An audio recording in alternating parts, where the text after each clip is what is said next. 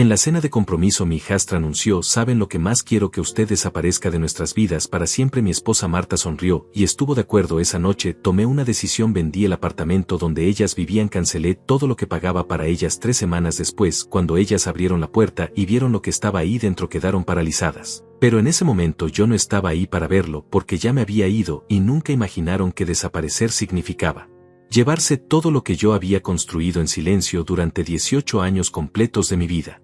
Ahora déjenme contarles cómo llegamos hasta ese punto, porque esta historia no comenzó con esa cena de compromiso, comenzó mucho antes, cuando yo todavía creía que el amor y el sacrificio eran suficientes para construir una familia real y duradera.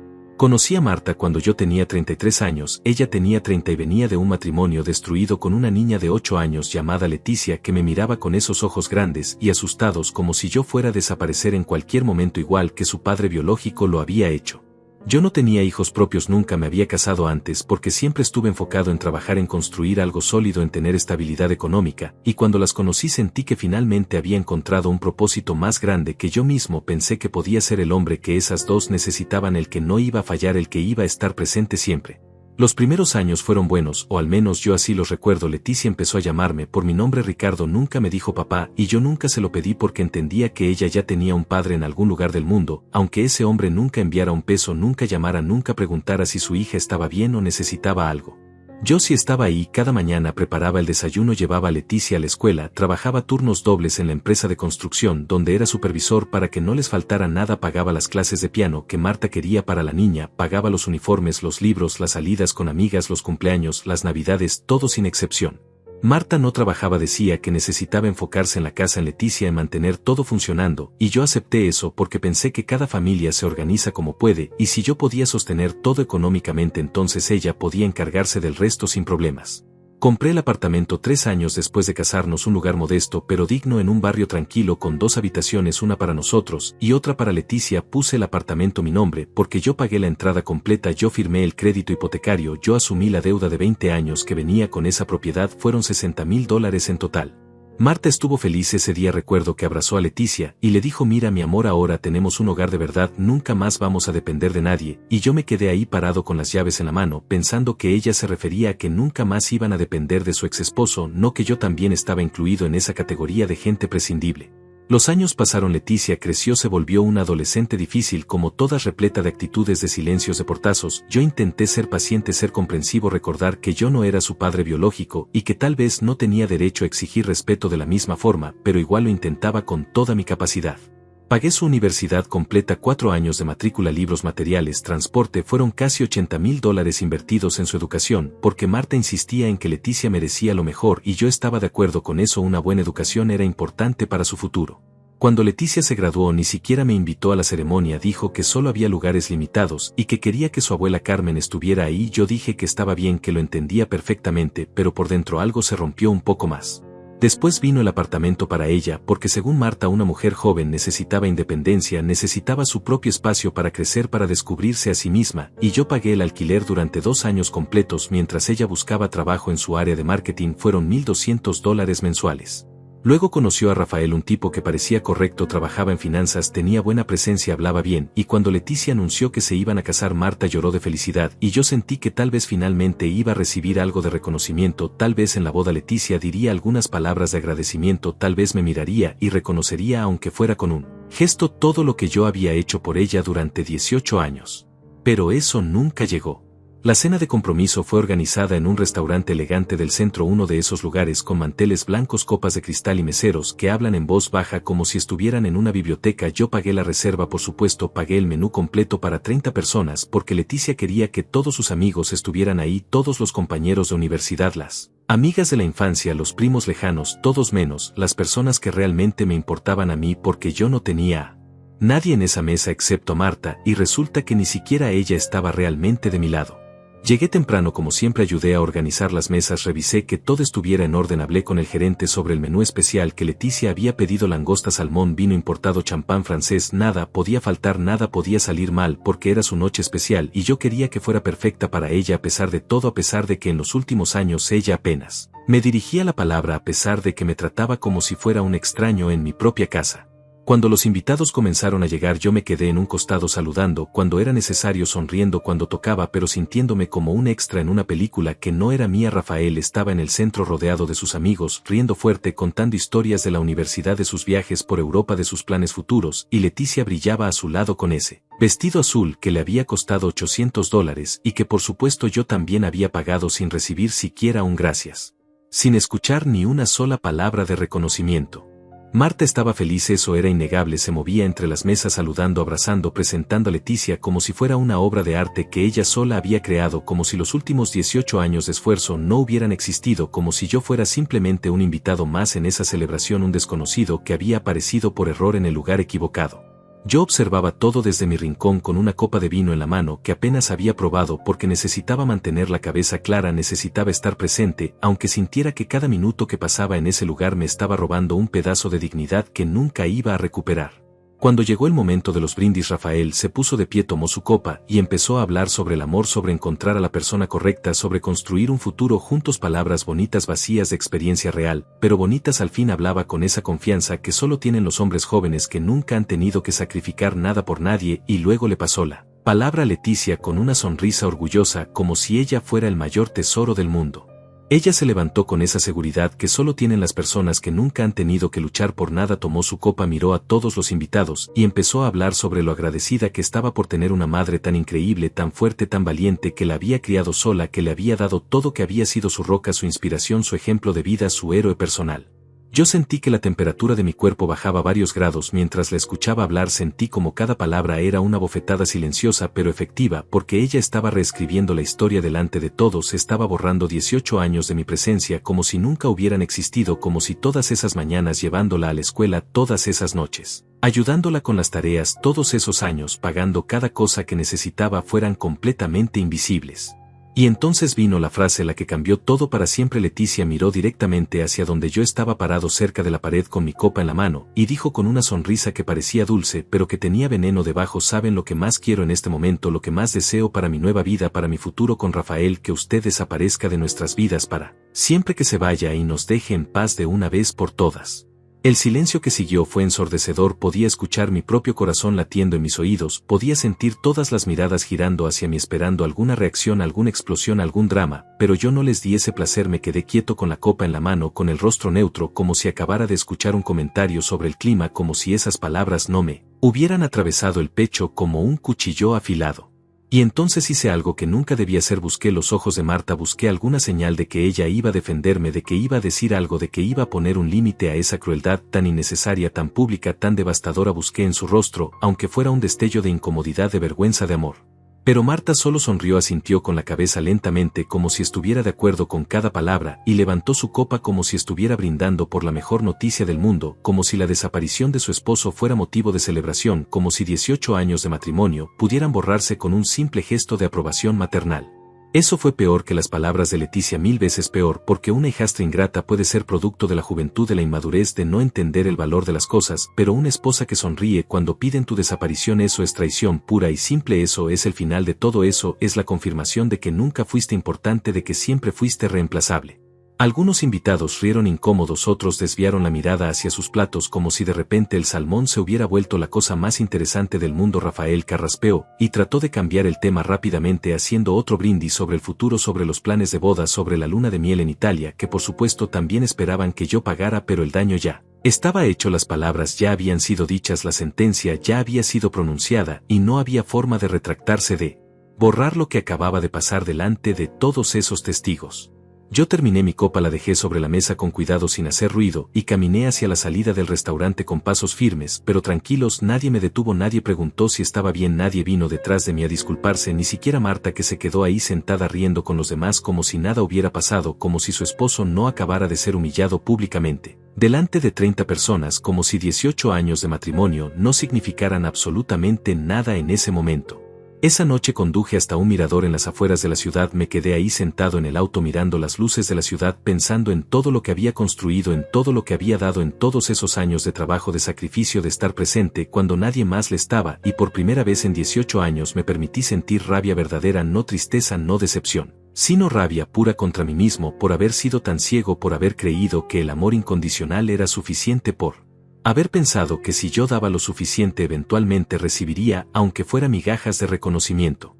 Saqué mi teléfono y empecé a revisar mis aplicaciones bancarias, mis cuentas de ahorro, mis inversiones, todo lo que había acumulado durante años de trabajo duro, de turnos extras, de sacrificios personales, y me di cuenta de algo importante, algo que debía haber notado años atrás. Todo estaba a mi nombre, el apartamento donde vivían Marta y Leticia estaba a mi nombre, la hipoteca era mía, completamente mía, las tarjetas de crédito que ellas usaban para sus compras, para sus salidas, para sus caprichos, estaban vinculadas a mi cuenta principal, el auto que Leticia conducía estaba registrado bajo mi nombre, el seguro médico de ambas lo pagaba yo cada mes religiosamente, sin falta, todo, absolutamente todo dependía de mí, y ellas lo sabían perfectamente, lo habían sabido siempre.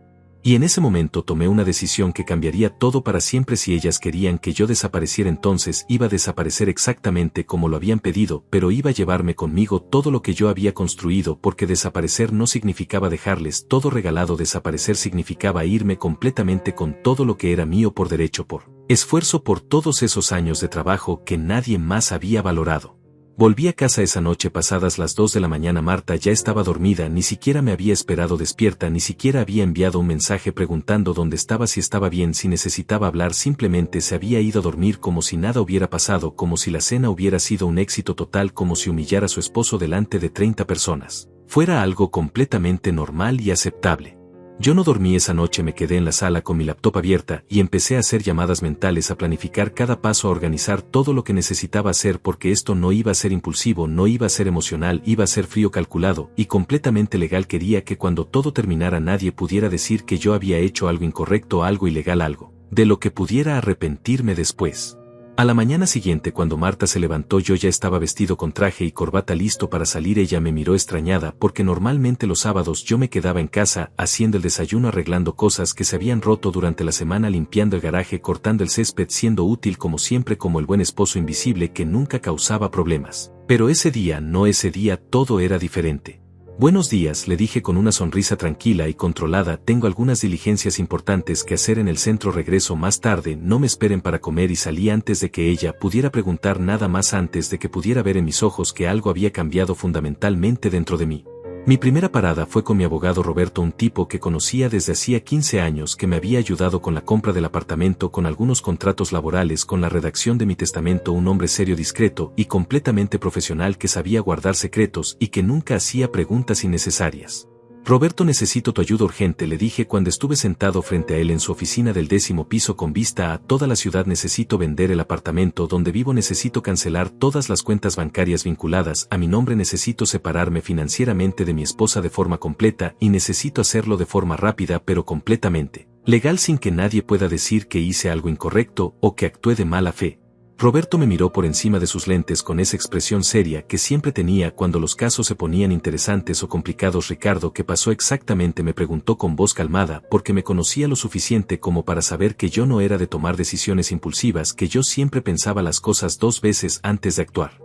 Le conté todo sin omitir detalles: la cena de compromiso, las palabras exactas de Leticia, la sonrisa de aprobación de Marta, el silencio cómplice de todos los invitados que presenciaron mi humillación pública, y cuando terminé Roberto asintió lentamente, como si acabara de entender algo muy profundo sobre la naturaleza humana, sobre cómo las personas pueden traicionar a quienes más confían en ellas.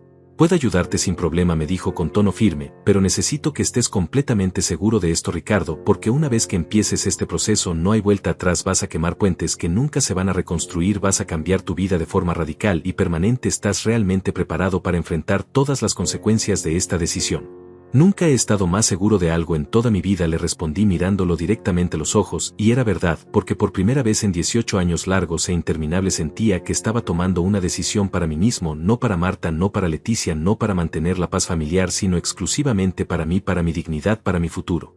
Roberto sacó una libreta grande de cuero y empezó a tomar notas detalladas con esa letra pequeña y precisa que siempre usaba: el apartamento está tu nombre completamente, me preguntó sin levantar la vista del papel, y yo asentí con firmeza. Sí, pagué la entrada completa, fueron $20,000 que saqué de mis ahorros, yo firmé la hipoteca como único titular, yo he pagado cada cuota mensual durante 15 años sin falta, nunca se atrasó un pago, todo está documentado, todo está en orden, todo está respaldado por recibos y extractos bancarios. Perfecto, dijo Roberto, entonces podemos venderlo sin ningún problema legal. Necesitas el consentimiento de tu esposa solamente si ella tuviera derechos de propiedad registrados, pero según me dices y según los documentos que tengo archivados de cuando compraste no los tiene, así que legalmente puedes vender cuando quieras sin necesidad de su firma o aprobación. Quiero venderlo rápido, le dije inclinándome hacia adelante en mi silla. No me importa si pierdo algo de dinero en el proceso, necesito que esto se resuelva en 3 semanas, máximo 4, no puede esperar meses, porque entre más tiempo pase más difícil será mantener esto en secreto y necesito el elemento sorpresa de mi lado. Roberto levantó una ceja con expresión pensativa. 3 semanas es muy poco tiempo, Ricardo. Normalmente estas transacciones inmobiliarias toman meses entre tasaciones, inspecciones, negociaciones, papeleo bancario, pero déjame hacer algunas llamadas urgentes. Tengo contactos buenos en el sector inmobiliario, gente seria que busca propiedades para invertir, compradores que pagan en efectivo si el precio es razonable y la propiedad está en buen estado. Podemos cerrar mucho más rápido de lo normal. Hazlo por favor, le dije con urgencia, y también necesito que me ayudes a cancelar todas las tarjetas de crédito adicionales que están vinculadas a mi cuenta principal, a cerrar las cuentas bancarias compartidas, a separar todo financieramente de forma limpia y definitiva. Quiero que cuando termine este proceso no haya un solo hilo ni un solo vínculo económico que me conecte con ellas. Quiero independencia total. Eso es mucho más fácil y rápido, dijo Roberto haciendo más anotaciones. Solo necesito tu autorización por escrito, y en 2 semanas máximo todo estará completamente desvinculado, las tarjetas canceladas, las cuentas cerradas, todo separado. Pero Ricardo, necesito preguntarte algo importante antes de continuar. ¿Estás haciendo esto por venganza pura o por supervivencia emocional? Porque la respuesta cambia cómo voy a asesorarte legalmente. Me quedé en silencio unos segundos largos, pensando cuidadosamente en la respuesta correcta, mirando por la ventana hacia los edificios grises del centro, y finalmente dije con voz firme: las 2 cosas, Roberto, honestamente las 2 cosas al mismo tiempo, porque a veces la supervivencia emocional requiere cortar de raíz lo que te está matando lentamente día tras día, requiere tomar decisiones difíciles que otros van a juzgar, pero que son necesarias para tu propia salud mental. Él asintió con comprensión genuina. Entiendo completamente tu posición y la respeto. Voy a empezar hoy mismo con los trámites, con las llamadas, con todo el papeleo necesario. Y Ricardo, una cosa más muy importante, cuando todo esto explote en sus caras, porque va a explotar de forma dramática, necesitas estar preparado mentalmente para las llamadas desesperadas, para los gritos llenos de rabia, para las acusaciones injustas, para las amenazas vacías, para todo el drama emocional que va a venir como tsunami. Estoy preparado, le dije, aunque por dentro no estaba completamente seguro de estarlo, porque una cosa es imaginar el momento y otra muy distinta es vivirlo en carne propia, pero sabía que no había vuelta atrás, que la decisión estaba tomada y que tenía que seguir adelante sin importar las consecuencias emocionales. Durante los siguientes días mantuve una rutina completamente normal en casa. Me levantaba temprano, preparaba café, iba al trabajo, regresaba por las noches, cenaba con Marta, veía televisión, me iba a dormir, todo exactamente igual que siempre, como si nada estuviera pasando, como si no estuviera planeando la mayor ruptura de mi vida adulta. Marta no notó nada diferente, o tal vez simplemente no le importó lo suficiente como para preguntar. Ella seguía con su vida normal, sus llamadas con amigas, sus series de televisión, sus salidas al salón de belleza, todo pagado por mí como siempre, pero ahora yo veía cada gasto con ojos diferentes, con la certeza de que pronto todo eso terminaría definitivamente. Leticia tampoco apareció por la casa después de la cena de compromiso ni una sola vez, ni siquiera llamó para agradecer por el evento que costó más de $5,000, simplemente desapareció en su burbuja feliz con Rafael, planeando su boda soñada que seguramente también esperaba que yo financiara completamente. Roberto trabajaba rápido, muy rápido. A los 5 días me llamó con buenas noticias: Ricardo, tengo un comprador interesado, es un inversionista que busca propiedades en esa zona para rentar, ofrece $140,000 en efectivo, puede cerrar en 2 semanas, está dispuesto a hacer la inspección esta misma semana. ¿Qué dices? Acepto, le dije sin dudarlo ni un segundo. Agenda todo lo necesario, quiero que esto avance lo más rápido posible, sin demoras innecesarias. Perfecto, dijo Roberto, voy a coordinar la inspección para mañana. Necesito que te asegures de que la propiedad esté accesible. Pero Ricardo, aquí viene la parte delicada: ¿cómo vas a manejar esto con tu esposa? Ella vive ahí, no va a notar cuando vengan los inspectores.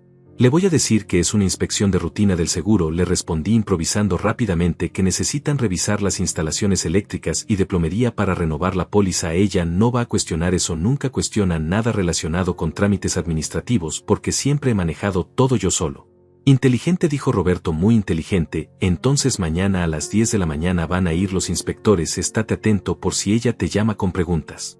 Esa noche durante la cena le menté a Marta con una tranquilidad que me sorprendió a mí mismo. Mañana vienen inspectores de la aseguradora, le dije mientras cortaba mi pollo asado, necesitan revisar las instalaciones para renovar la póliza, es rutina anual, nada de qué preocuparse, solo déjalos trabajar y ya está. Está bien, respondió ella sin levantar la vista de su plato, sin mostrar el menor interés en los detalles, sin preguntar nada más, porque efectivamente nunca le importaron esos asuntos. Siempre confió ciegamente en que yo me encargaba de todo, y ahora esa confianza ciega iba a ser su perdición.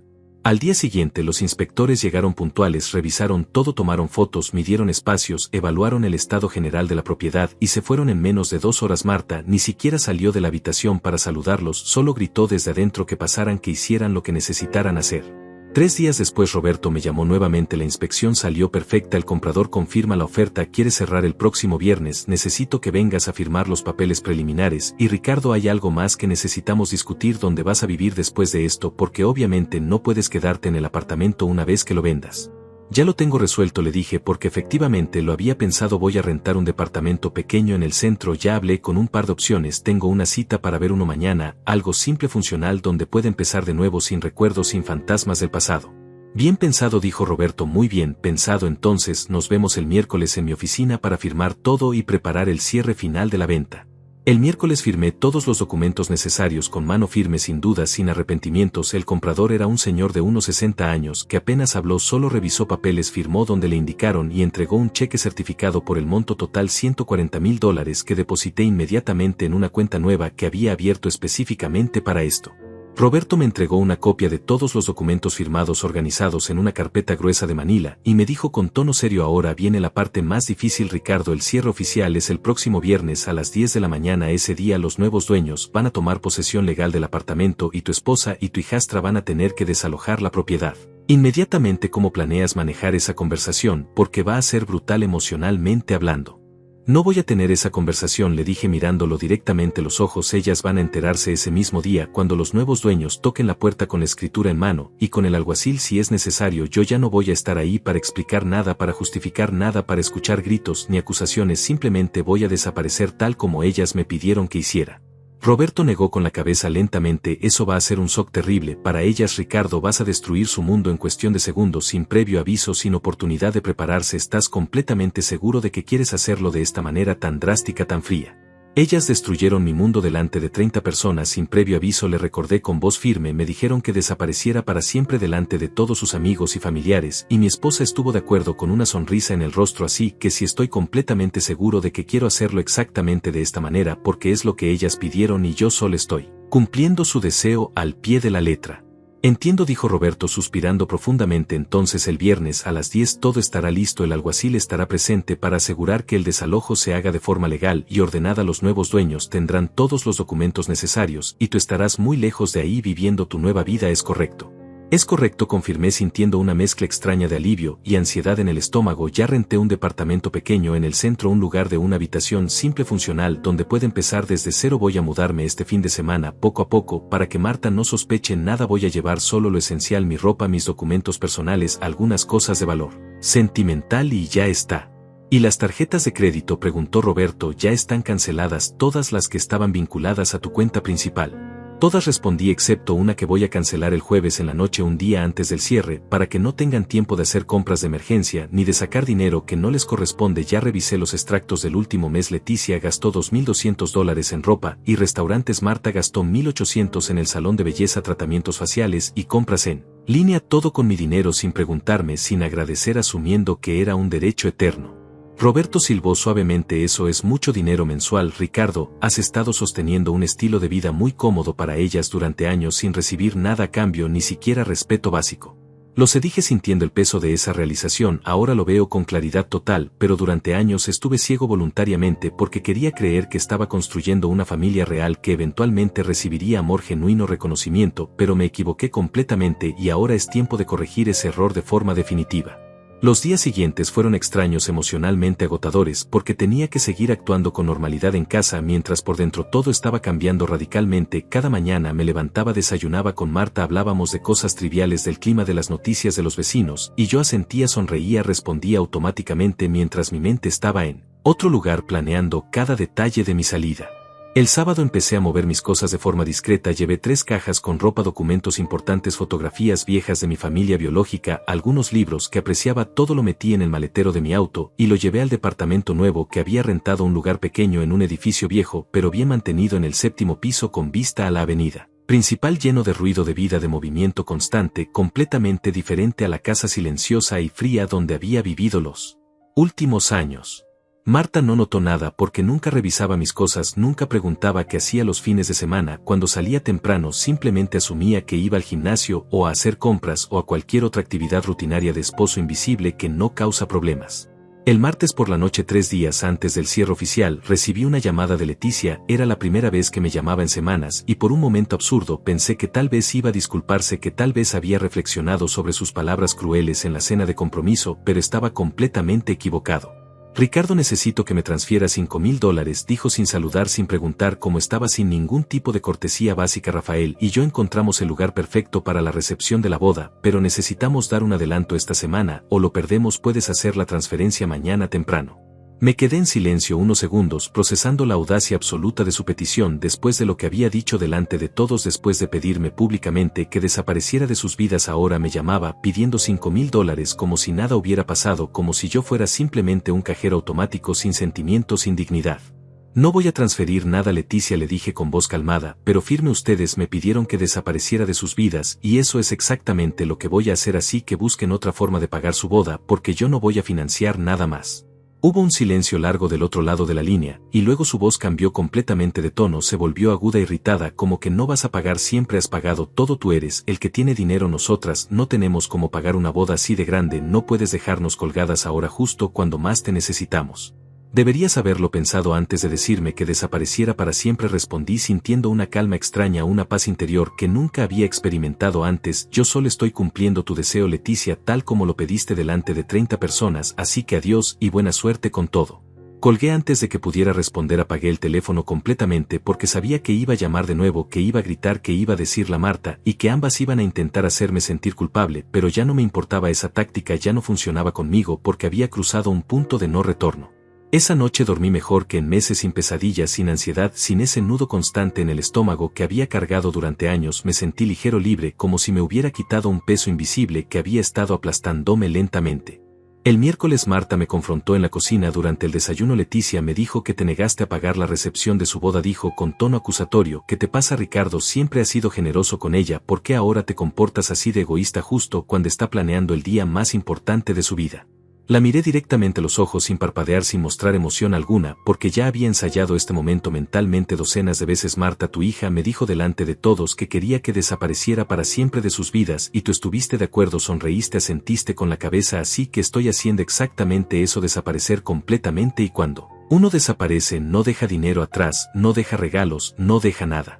Ella parpadeó confundida, como si no entendiera la conexión lógica entre sus acciones y mis consecuencias, pero eso fue solo un arranque emocional de niña malcriada, dijo tratando de minimizar lo ocurrido. Tú sabes cómo es Leticia, cuando está estresada dice cosas que no siente realmente, no puedes tomártelo tan en serio, Ricardo, ya eres un hombre adulto maduro. Un arranque emocional, repetí lentamente, saboreando cada palabra delante de 30 invitados en su cena de compromiso que yo pagué completamente, y tú como su madre, como mi esposa, no dijiste nada para detenerla, al contrario, la apoyaste con una sonrisa. Así que no, Marta, no fue un simple arranque, fue una declaración clara de cómo realmente se sienten ambas respecto a mí. Estás exagerando todo, dijo Marta levantando la voz frustrada, estás actuando como un niño resentido por algo insignificante. No respondí a su acusación, simplemente terminé mi café, me levanté de la mesa, tomé mi maletín y salí hacia el trabajo, dejándola ahí parada en la cocina con expresión de incredulidad total, porque nunca me había visto así, nunca me había enfrentado de esa manera, nunca había puesto límites claros y firmes que no estuviera dispuesto a negociar bajo ninguna circunstancia. Durante el camino al trabajo recibí 6 llamadas de Marta que ignoré completamente, 3 mensajes de texto llenos de signos de exclamación exigiendo que regresara a casa para hablar como adultos civilizados y 2 llamadas perdidas de Leticia, que probablemente ya estaba enterada de la conversación matutina y quería intervenir para defender su posición. No respondí ninguna comunicación porque sabía que cualquier cosa que dijera sería usada en mi contra, sería tergiversada, manipulada, convertida en evidencia de que yo era el malo de esta historia, el hombre cruel, insensible, que abandonaba a su familia en momentos difíciles cuando la realidad era exactamente lo contrario. Esa tarde después del trabajo fui directamente a mi departamento nuevo, llevé más cosas personales, herramientas que había comprado con mi dinero, libros que había coleccionado durante años, una lámpara antigua que había heredado de mi padre, fotografías de mi familia biológica que siempre habían estado guardadas en cajas porque Marta decía que hacían que la casa se viera desordenada, llena de recuerdos ajenos. Mientras organizaba mis pertenencias en ese espacio pequeño pero genuinamente mío por primera vez me di cuenta de cuántas cosas había sacrificado durante 18 años, cuántos pedazos de mi identidad había ido dejando atrás poco a poco para mantener la paz familiar, para no causar conflictos, para ser el esposo invisible que no molestaba, que no exigía espacio propio, que simplemente existía para proveer y resolver problemas. El jueves en la noche, un día antes del cierre oficial, me senté frente a mi laptop en el departamento nuevo y cancelé la última tarjeta de crédito que quedaba vinculada a mi cuenta, la que Marta y Leticia usaban libremente, sin límites, sin supervisión, asumiendo que el dinero era infinito, que siempre iba a estar ahí disponible para sus caprichos, sus antojos, sus gastos innecesarios. La confirmación de cancelación llegó a mi correo electrónico a las 9:47 de la noche y sentí un alivio profundo, casi físico, como si me hubieran quitado grilletes invisibles que había cargado durante años en los tobillos sin darme cuenta del peso acumulado. Esa misma noche empaqué las últimas cosas que quedaban en la casa que realmente me importaban: un reloj de bolsillo de mi abuelo, una manta tejida por mi madre antes de morir, algunos discos de vinilo de jazz que solía escuchar antes de casarme, cuando todavía tenía tiempo para mí mismo, cuando todavía recordaba quién era yo antes de convertirme en el proveedor silencioso. Dejé todo lo demás: los muebles que había comprado, los electrodomésticos, las decoraciones que Marta había elegido sin consultar mi opinión, las fotografías familiares donde yo siempre aparecía en las esquinas, nunca en el centro, siempre desenfocado, siempre secundario. Todo eso ya no me pertenecía emocionalmente, así que tampoco me lo llevé físicamente. El viernes amaneció con un cielo gris amenazando lluvia. Yo me desperté a las 6 de la mañana en mi departamento nuevo, preparé café en una cafetera pequeña que había comprado el día anterior, me senté junto a la ventana mirando la ciudad despertar lentamente y esperé, porque sabía que a las 10 en punto exactamente todo iba a explotar de forma definitiva e irreversible. A las 9:30 Roberto me envió un mensaje de texto confirmando que estaba en camino al apartamento con los nuevos dueños, con el alguacil, con todos los documentos legales necesarios para efectuar el desalojo ordenado y legal de las actuales ocupantes, que técnicamente ya no tenían ningún derecho de permanecer en esa propiedad. A las 9:45 mi teléfono empezó a sonar. Era Marta, pero no contesté porque no tenía nada que decirle, nada que explicar, nada que justificar. Ella iba a entender todo en cuestión de minutos, cuando tocaran la puerta y la realidad completa cayera sobre ella como avalancha imparable.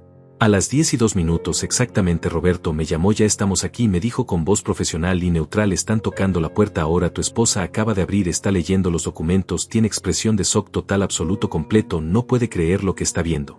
¿Qué está pasando exactamente?, pregunté, aunque ya sabía la respuesta, solo quería escucharlo confirmado, quería saber que todo estaba procediendo según el plan trazado, sin complicaciones de último minuto.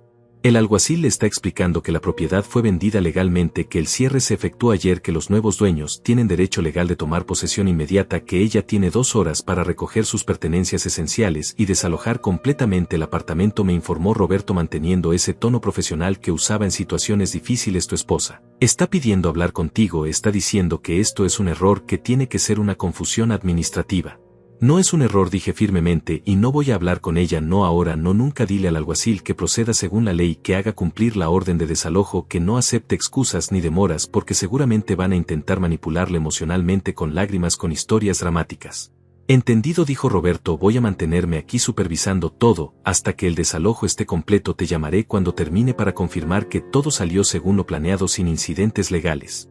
Colgué el teléfono y me quedé ahí sentado en mi departamento nuevo mirando la ciudad por la ventana, sintiendo emociones contradictorias, mezcladas, confusas, porque por un lado sentía alivio inmenso de finalmente haberme liberado de una situación tóxica que me estaba destruyendo lentamente, pero por otro lado también sentía algo de tristeza, no por Marta ni por Leticia, sino por los 18 años que había invertido en construir algo que resultó ser completamente falso.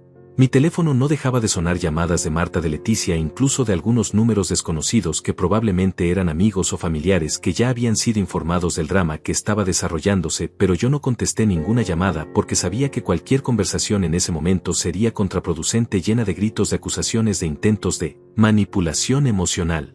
A las 11:15 Roberto me llamó nuevamente. Ya salieron, me informó, recogieron algunas maletas con ropa, documentos personales, cosas básicas, el resto se quedó porque no tuvieron tiempo de empacar todo. Tu esposa estuvo llorando todo el tiempo diciendo que no entendía cómo pudiste hacerle esto, que después de tantos años juntos merecía al menos una conversación previa, una advertencia. Ella tuvo una conversación previa, respondí con voz fría. Fue cuando sonrió y asintió mientras su hija me pedía que desapareciera para siempre. Esa fue toda la conversación que necesitábamos tener, todo lo demás es consecuencia natural de esa decisión que ambas tomaron juntas. Lo entiendo, dijo Roberto, los nuevos dueños ya tienen las llaves, ya están adentro inspeccionando su nueva propiedad, todo está legalmente cerrado, firmado, completado, no hay forma de revertir esto ahora. Felicidades, Ricardo, oficialmente eres un hombre libre de todas las ataduras que tenías. Gracias, Roberto, dije sintiendo un nudo extraño en la garganta. Gracias por todo tu apoyo profesional en este proceso difícil, no hubiera podido hacerlo sin tu ayuda legal.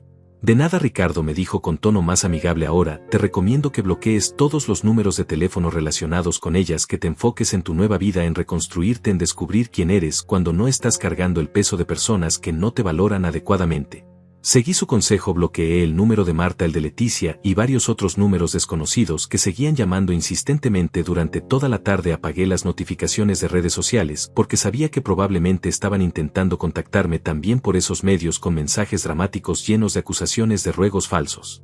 Esa noche me preparé una cena simple: pasta con salsa de tomate casera, ensalada, pan francés recién comprado, nada elaborado, nada especial, pero era la primera cena que preparaba exclusivamente para mí mismo, sin pensar en los gustos de otras personas, sin preocuparme por críticas o comentarios negativos, y supo mejor que cualquier comida que hubiera preparado en años. Me senté en mi pequeña mesa junto a la ventana, comí despacio saboreando cada bocado, mirando las luces de la ciudad parpadeando en la oscuridad creciente, y por primera vez en mucho tiempo me sentí en paz genuina, no fingida, no forzada, sino real, profunda, duradera. Al día siguiente, sábado por la mañana, fui a caminar por el Parque Central, algo que no había hecho en años porque siempre estaba ocupado con tareas domésticas, con reparaciones en la casa, con mandados interminables para Marta y Leticia. El clima estaba fresco, el sol brillaba suavemente entre las nubes y había familias paseando, niños jugando, parejas de ancianos sentados en bancas alimentando palomas.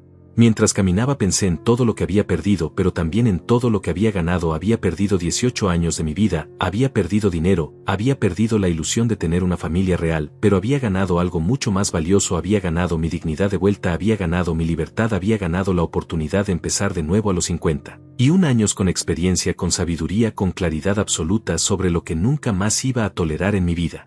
El lunes por la mañana recibí un correo electrónico de un abogado diferente, no Roberto, sino alguien que representaba a Marta. El mensaje era formal, frío, amenazante, exigiendo compensación económica por los años de matrimonio, citando leyes de divorcio, hablando de derechos conyugales, de división de bienes gananciales.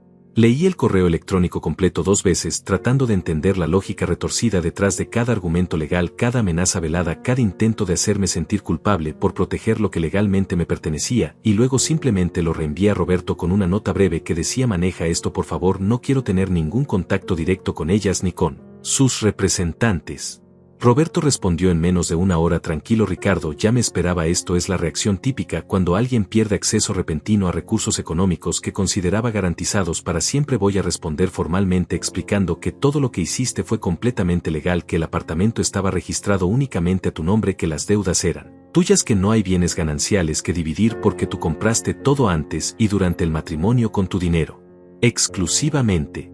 Perfecto, respondí sintiéndome aliviado de tener un profesional manejando esa parte desagradable del proceso. Haz lo que sea necesario legalmente para cerrar esto de forma definitiva. Quiero divorcio rápido, limpio, sin drama prolongado. Durante esa semana recibí mensajes indirectos a través de conocidos mutuos, personas que apenas conocía, que de repente se sentían obligadas a opinar sobre mi situación, a decirme que estaba siendo muy duro, muy cruel, que debía reconsiderar mi posición, que las familias se perdonan, que el amor verdadero supera cualquier obstáculo. A cada uno de esos mensajeros bien intencionados pero mal informados les respondí exactamente lo mismo: ustedes estuvieron en la cena de compromiso, ustedes escucharon lo que Leticia dijo, ustedes vieron cómo Marta reaccionó. Si consideran que eso es amor verdadero, entonces tenemos definiciones completamente diferentes de esa palabra, y prefiero vivir solo con dignidad que acompañado sin respeto. La mayoría se quedó callada después de esa respuesta. Algunos intentaron justificar, argumentar, defender, pero yo ya no tenía energía para debates estériles, para explicar lo obvio, para convencer a personas que claramente habían tomado partido sin conocer toda la historia completa. El miércoles de esa semana, mientras compraba víveres en el supermercado del barrio, me encontré cara a cara con Carmen, la madre de Marta, una mujer de 72 años que siempre había sido distante conmigo, pero correcta, educada, sin afecto genuino, pero tampoco con hostilidad abierta. Ricardo, me llamó con voz temblorosa, acercándose rápidamente por el pasillo de productos enlatados. Necesito hablar contigo urgentemente sobre lo que le hiciste a mi hija. Esto es inhumano, cruel. Ella está destrozada, no tiene dónde vivir, no tiene dinero. ¿Cómo pudiste hacer algo tan terrible? Carmen, le dije manteniendo la voz baja calmada porque estábamos en público y no quería hacer una escena. Su hija y su nieta me dijeron delante de 30 personas que querían que desapareciera para siempre de sus vidas. Yo solo cumplí ese deseo exactamente como le expresaron, nada más nada menos. Pero tú eres el hombre, el proveedor protestó con indignación creciente. Es tu responsabilidad cuidar de tu familia sin importar lo que digan en momentos de estrés emocional. Las mujeres a veces dicen cosas que no sienten realmente. Tú deberías ser más maduro, más comprensivo.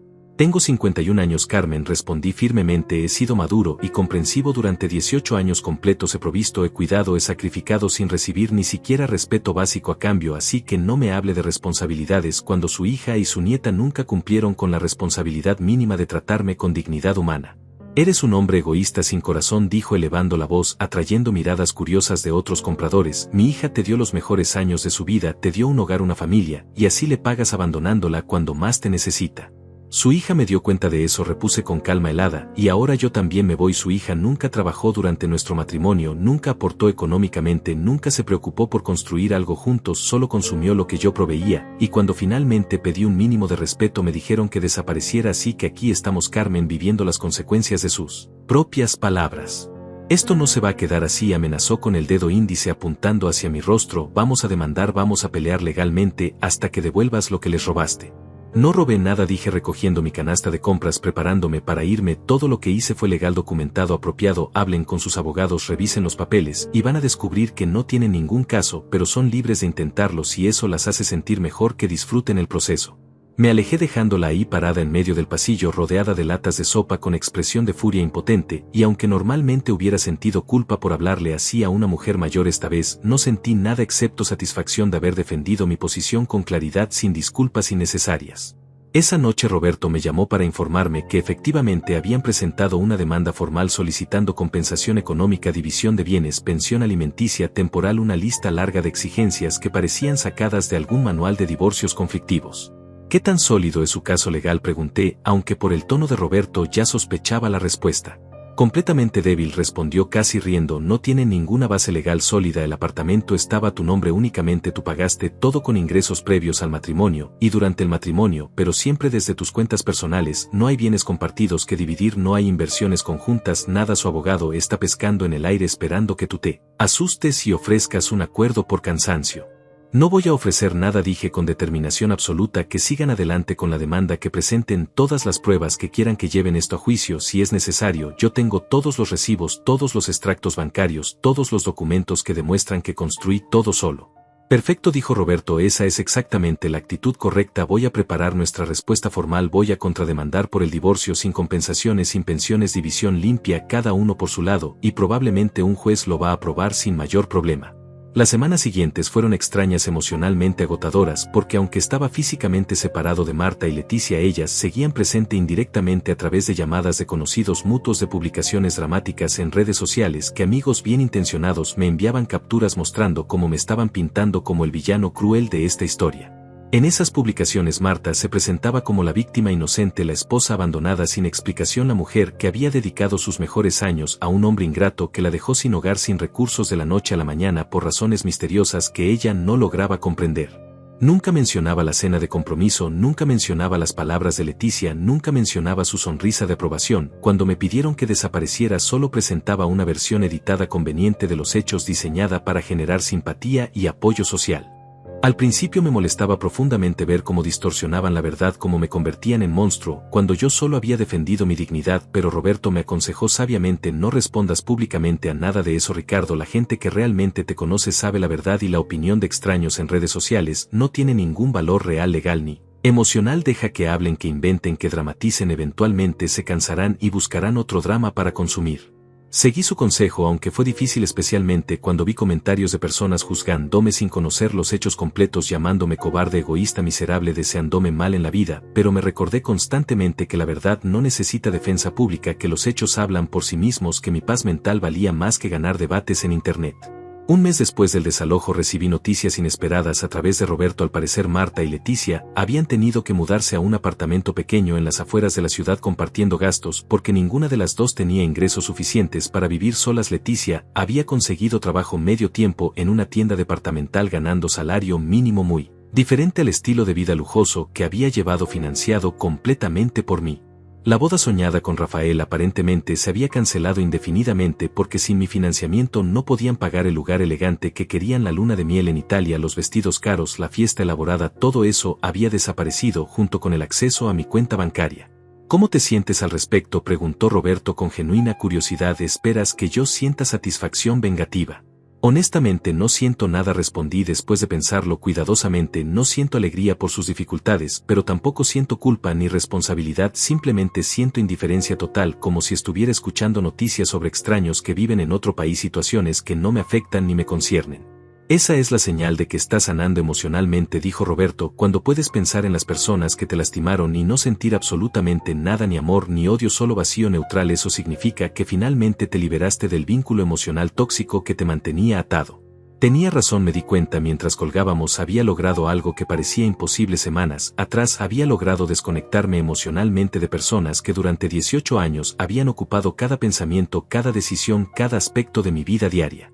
2 meses después del desalojo, mi vida había encontrado un ritmo completamente nuevo, diferente, casi irreconocible comparado con lo que había sido durante los últimos 18 años. Me despertaba cuando quería, desayunaba lo que me apetecía sin tener que consultar preferencias ajenas, salía a caminar por las mañanas, escuchaba música que había olvidado que me gustaba, leía libros que había dejado acumulándose sin abrir durante años porque nunca tenía tiempo para mí mismo.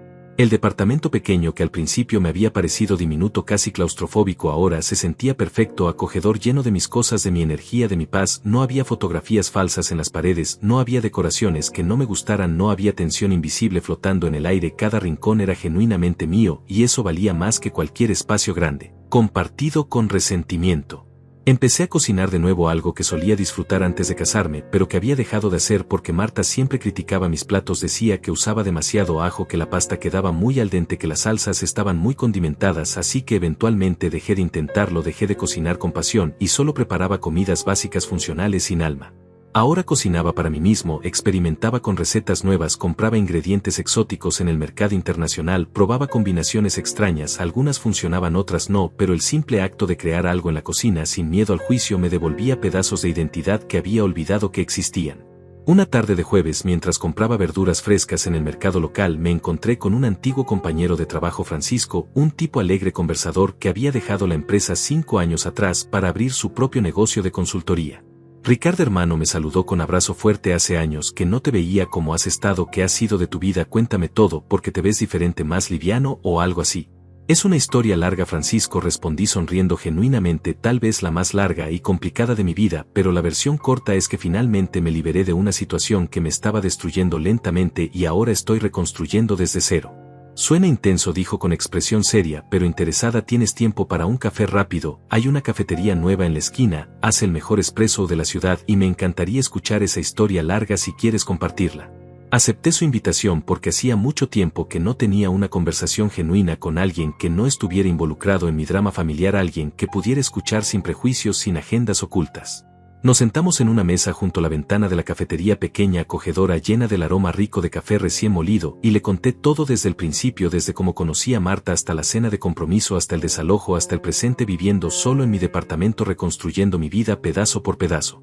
Francisco escuchó sin interrumpir, tomando sorbos lentos de su espresso, asintiendo ocasionalmente con expresión que mezclaba comprensión con indignación contenida, y cuando terminé mi relato completa se quedó en silencio unos segundos procesando todo antes de hablar. Ricardo, lo que hiciste requirió un nivel de valentía que la mayoría de los hombres no tienen, dijo finalmente con voz seria. La mayoría hubiera aceptado el maltrato, hubiera seguido proveyendo esperando que eventualmente las cosas mejoraran, que el amor apareciera mágicamente, pero tú tuviste el coraje de decir basta, de defender tu dignidad, de irte sin importar el costo emocional. Eso es admirable, hermano, genuinamente admirable. No me siento valiente, le confesé sintiéndome vulnerable, honesto. La mayoría del tiempo me siento como alguien que simplemente reaccionó cuando ya no podía soportar más. No fue planeado estratégicamente desde el principio, fue supervivencia pura. Toda valentía real viene de la supervivencia, dijo Francisco con sabiduría inesperada. Nadie es valiente cuando todo está bien, la verdadera valentía aparece cuando estás destrozado, cuando sería más fácil quedarte quieto, aceptar el abuso, pero aún así eliges defenderte, eliges irte. ¿Y ahora qué sigue para ti? ¿Cuáles son tus planes a futuro? Honestamente no lo sé, respondí encogiéndome de hombros, pero sintiéndome extrañamente cómodo con esa incertidumbre. Por primera vez en años, no tengo un plan detallado, no tengo obligaciones que cumplir, solo tengo tiempo, espacio, libertad para descubrir qué quiero hacer con el resto de mi vida sin tener que consideraciones de nadie más. Eso suena perfecto, dijo Francisco sonriendo ampliamente. Mira, te voy a dar mi tarjeta porque mi negocio está creciendo rápido, necesito gente con experiencia en gestión de proyectos, sé que vienes del sector construcción, pero las habilidades son transferibles, si alguna vez te interesa explorar algo nuevo, algo diferente, llámame sin compromiso, solo para conversar.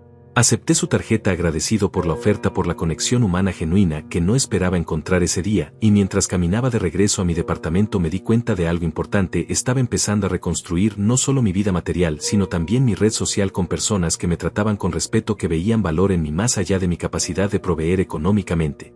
Esa noche, mientras cenaba pasta con salsa de champiñones que había preparado siguiendo una receta francesa complicada, recibí un mensaje inesperado en mi teléfono. Era de un número bloqueado que había logrado pasar el filtro de alguna manera. El mensaje decía: Ricardo, soy Leticia, necesito hablar contigo urgentemente, no sobre dinero ni demandas, solo necesito hablar, por favor.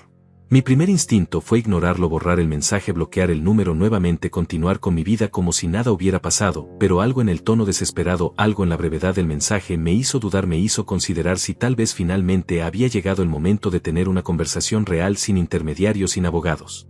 Esperé 2 días completos antes de responder porque necesitaba estar seguro de que estaba emocionalmente preparado para cualquier cosa que viniera. Necesitaba evaluar si tenía la fortaleza para enfrentar a Leticia sin desmoronarme, sin ceder a manipulaciones emocionales potenciales.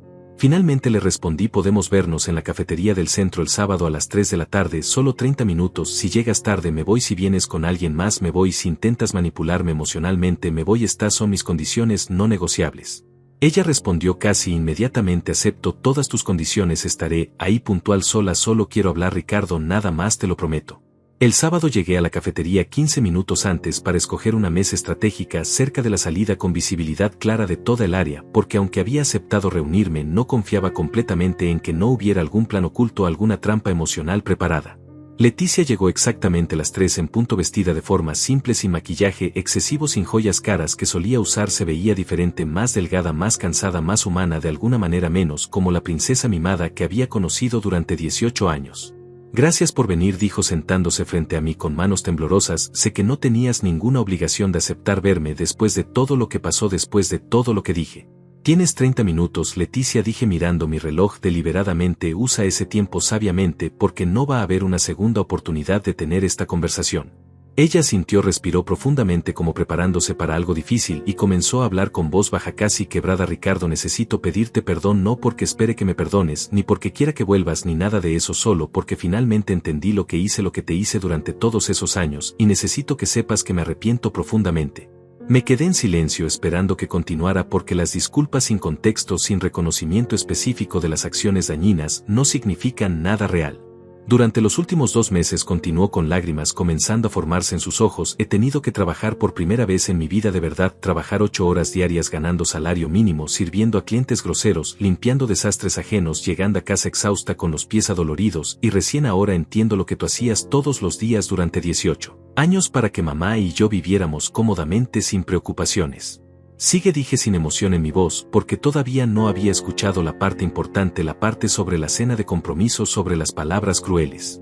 La noche de mi cena de compromiso, dijo limpiándose las lágrimas con una servilleta arrugada, yo estaba tratando de impresionar a Rafael, a sus amigos, quería parecer independiente, fuerte, como si no necesitara a nadie, y en ese intento estúpido de parecer madura te usé como chivo expiatorio, te convertí en el villano de mi historia, cuando en realidad tú eras el único héroe que había tenido, siempre presente, siempre apoyándome, aunque yo nunca te lo agradecí. ¿Y tu madre?, pregunté, porque esa era la parte que más me había dolido, no las palabras de una veinteañera inmadura, sino la aprobación silenciosa de mi esposa.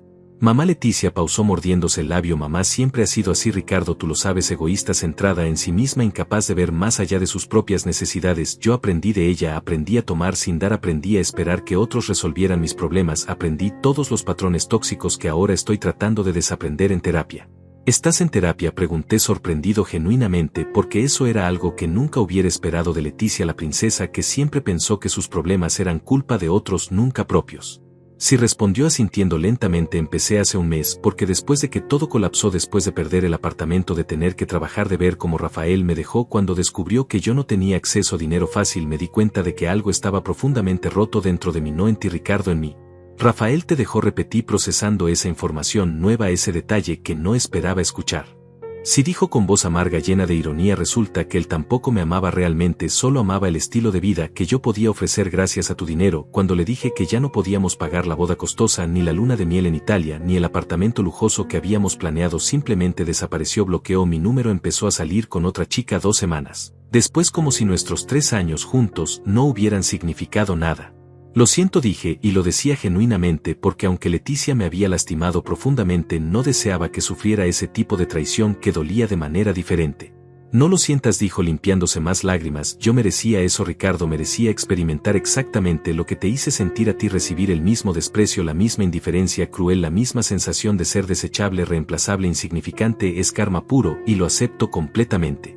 Nos quedamos en silencio unos momentos largos, incómodos, mientras ella trataba de controlar su llanto, mientras yo procesaba esta versión vulnerable de Leticia que nunca había visto antes, que no sabía que existía debajo de todas las capas de soberbia y privilegio.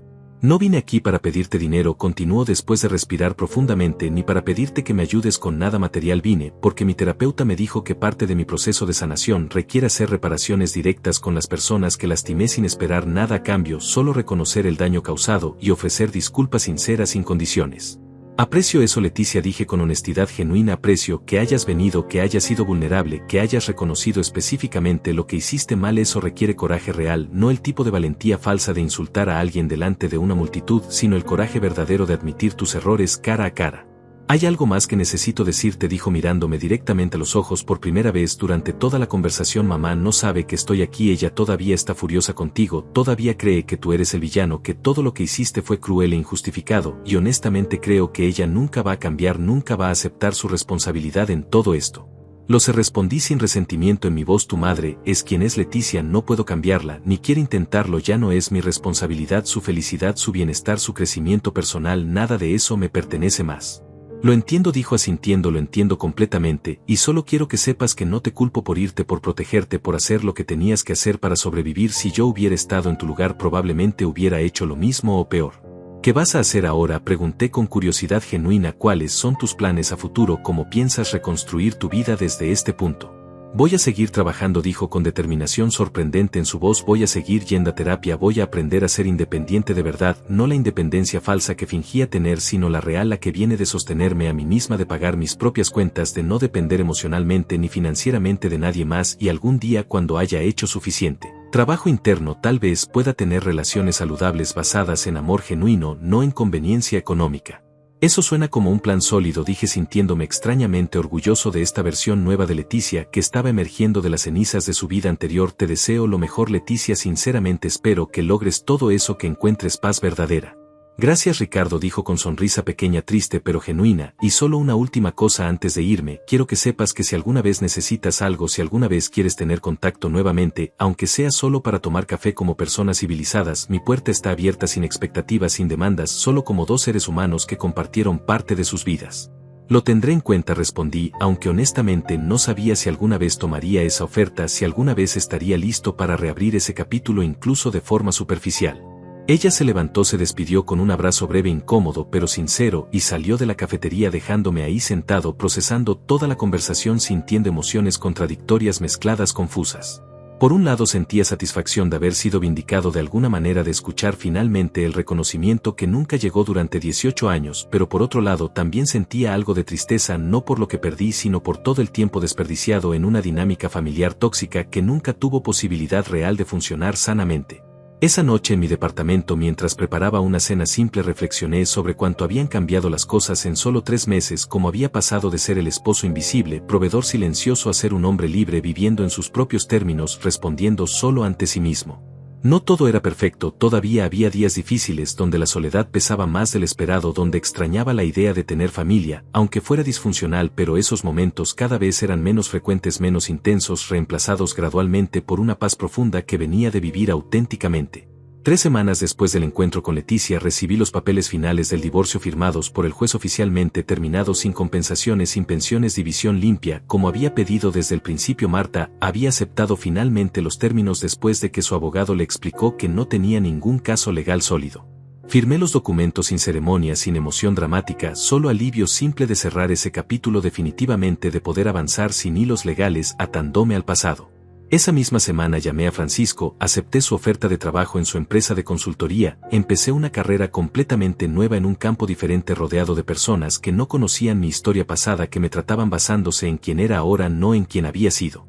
Los meses siguientes fueron de reconstrucción constante, de descubrimiento, de redescubrir pasiones olvidadas. Volví a tocar guitarra, algo que había abandonado años atrás. Empecé clases de italiano porque siempre quise aprender, pero nunca tuve tiempo. Comencé a viajar solo fines de semana cortos a pueblos cercanos, explorando sin agenda fija. Y lentamente, casi sin darme cuenta, dejé de pensar en Marta y Leticia todos los días, dejé de revisar redes sociales buscando actualizaciones sobre sus vidas, dejé de sentir esa mezcla de rabia y tristeza que había cargado durante tanto tiempo. Un año después del desalojo estaba sentado en un café diferente en una ciudad diferente durante un viaje de trabajo cuando recibí un mensaje de texto de un número desconocido que decía: Ricardo, soy Leticia, solo quería que supieras que conseguí un ascenso en mi trabajo, que llevo 6 meses sobria, emocionalmente estable y que cada día agradezco la lección dura pero necesaria que me enseñaste con tu partida. No espero respuesta, solo quería compartir esto contigo. Leí el mensaje 2 veces, sonreí genuinamente y respondí: me alegra saber que estás bien, Leticia, sigue adelante. Y luego guardé mi teléfono y continué con mi día sin drama, sin complicaciones, sin peso emocional. Porque finalmente había aprendido la lección más importante de todas: cuando alguien te pide que desaparezcas, necesitas estar preparado para llevarte todo lo que te pertenece, tu dignidad, tu paz, tu futuro, y nunca mirar atrás con arrepentimiento, sino con gratitud por haber tenido el coraje de elegirte a ti mismo por primera vez en mucho tiempo. No fue rabia lo que me impulsó, fue simplemente la verdad organizada, la realidad documentada, la decisión clara de que merecía mejor, de que todos merecemos ser tratados con respeto básico sin importar cuánto hayamos invertido en relaciones que no lo valoran. Y ahora, a los 52 años, vivía finalmente la vida que siempre debía haber vivido, libre, auténtico, en paz conmigo mismo, sin cargar el peso de expectativas ajenas, sin sacrificar mi identidad en el altar de la armonía familiar falsa. Esa era mi venganza silenciosa: no destruir sus vidas, sino reconstruir la mía, no odiarlas, sino simplemente dejar de amarlas de una forma que me lastimaba, dejándolas ir completamente para poder finalmente encontrarme a mí mismo.